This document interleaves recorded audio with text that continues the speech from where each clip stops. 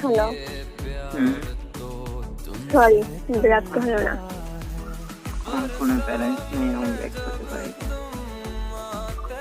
ওকে, সমস্যা নেই। কালকে রাতে তোমার সাথে কথা বলার জন্য 8টার দিকে দোকানে গিয়ে টাকা ভরছিলাম, কিন্তু মোবাইলে কি সমস্যা হয়েছে জানি না, টাকা কেটে নিয়ে যাচ্ছে। তারপরে এখন গিয়ে মিনিট হয়ে নিয়েছি।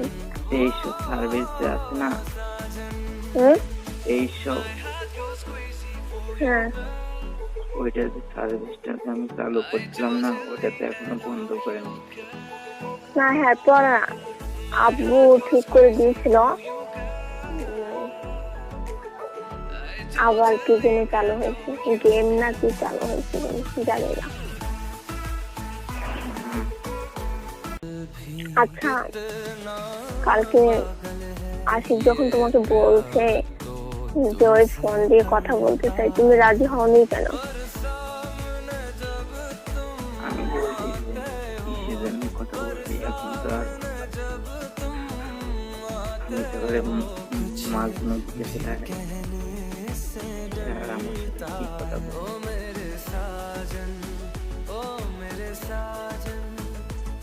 আমার ফোন মনে হয় 1 মাস 7-8 দিন ফোন বন্ধ আছিল, এই 1 মাস ধরে চালু হয়েছে।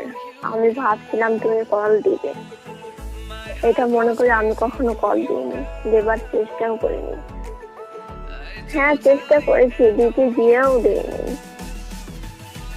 তারপর না পেরে আশিককে বোঝায় বললাম, আমি জানতাম যে আশিক তোমাকে বোঝায় বললে তুমি কথা বলতে চাইবে, এর জন্য আশিকের কাছে বলছিলাম।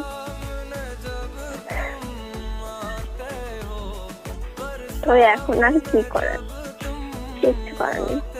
তুমি যদি তখন ফোন দিয়ে জানতে চাইতে তাহলে আমি বলতাম, কিন্তু সে কি বলছে 3 বছর ধরে বিয়ে হয়ে গেছে, তো 21 সালে পরিবার কথা বলে রাখলে বিয়ে হয়ে যায়, এটা জানতাম না।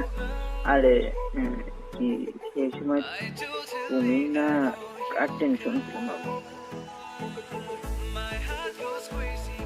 মনে হয় বলছিল বিয়ে করেছি, কিন্তু পরিবার কথাবার্তাই ছিল, তা এই নয় যে বিয়ে হয়ে গেছে, ইম্পসিবল। হারুনের বাপ কি করে? কি করবে, কিচ্ছু করে না। মাঠে কাজ করে নাকি ক্ষেত খামারে কাজ করে। ওর ভাইও ক্ষেত খামারে কাজ করে। পুলিশ অফিসার কিনা?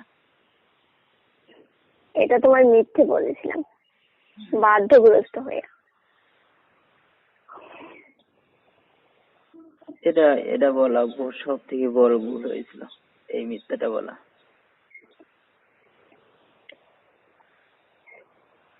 এর জন্য কি তুমি আমাকে ফোন দাওনি? আচ্ছা, বুঝলাম আমি অনেক খারাপ, এটা আমি নিজেই বলি, আমি অনেক খারাপ। যতই খারাপ হয় না কেন, তবুও ভালোবেসেছি। সেটা জানি, আমি মাঝে মাঝে নিজেই কনফিউজ